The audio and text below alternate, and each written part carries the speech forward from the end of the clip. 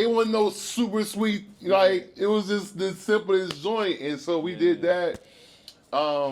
People started messaging like, oh, we love y'all content, we love that, we love the daddy daughter duo, we love this. And I'm like, we ain't do nothing but one. We did a bunch of joints before that, but we did this one and that took off. So now, since we have more, or I say we, like me and my daughter, so I say the store, I said in the whole.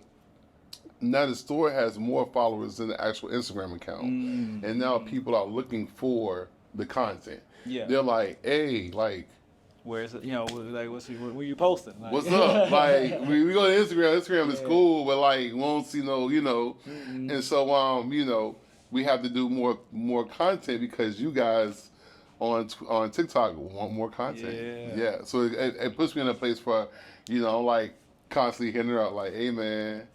Gotta do some videos, man. Gotta do some joints, man. For ain't been on there in a week. Folks is looking for it. They